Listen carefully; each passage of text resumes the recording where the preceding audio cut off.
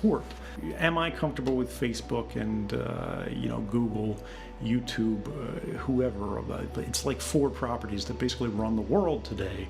Jeff Bezos decides what you can and can't buy on Amazon. Facebook decides what you can and can't post on social media. Jack Dorsey or whatever gets dragged into this, and it has to be the politics police.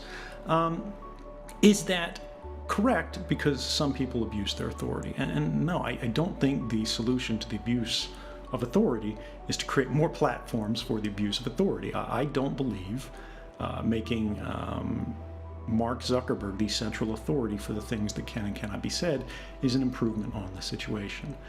What we are seeing in exactly the situation that you described with Bolsonaro, with Donald Trump, with all of these people denying basic facts is intentional. It's not a mistake. It is a sustained campaign that's been running for more than a decade now to reduce trust in some of the most important institutions when we're talking about expert understanding of complex, nuanced subjects, because the facts are not in their favor.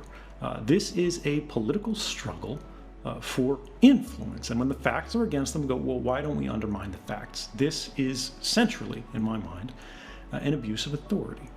It is their platform, their trust from their voters who believe that they will do what's best for these voters. And they go and use it for, callous and self-interested political ends to improve their own lot in the next election. Right? But I think what we are seeing as a result of this is we are seeing more harm from the abuse of authority than we are suffering from a lack of authority. The government today, in basically any country you point to, is more powerful than it has ever been in any moment in human history. And all of these institutions, all of these different political parties, in all of these different cultures, all of these different languages are now coming to their people simultaneously around the world and going, well, the problem, see, is we don't have enough power. That's not persuasive to me. And I think what we see right now, in fact, is that this is the turning of an age. This pandemic, I believe, which is a serious problem, don't mistake me as downplaying the severity of this.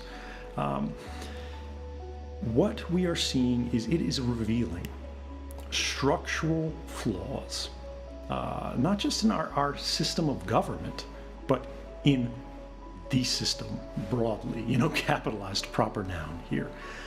There is an idea that governments, going back hundreds of years, exist only for certain reasons. The government is there to provide a basic level of security.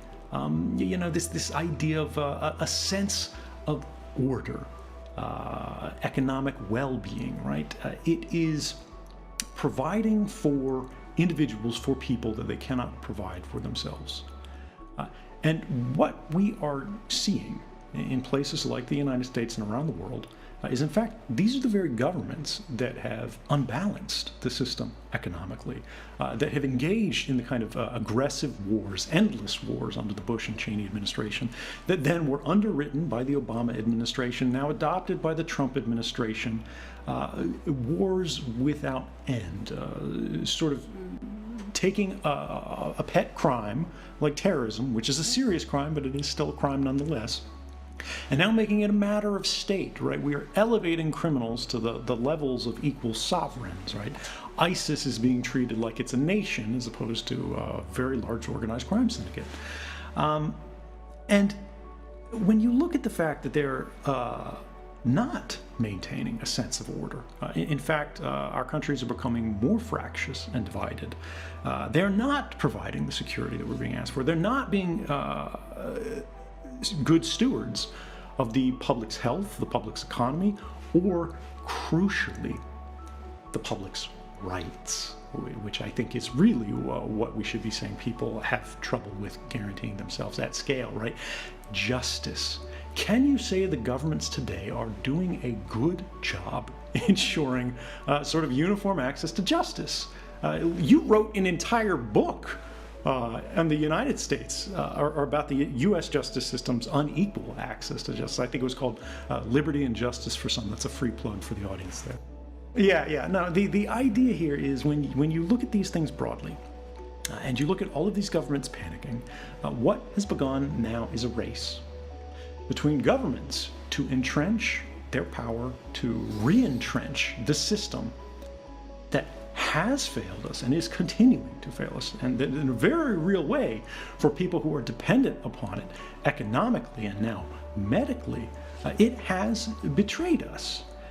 And a race has begun between all of the crises that this system has produced that are now working to persuade people that maybe the system needs to be replaced, and the people who are benefiting from those systems to hold it in place.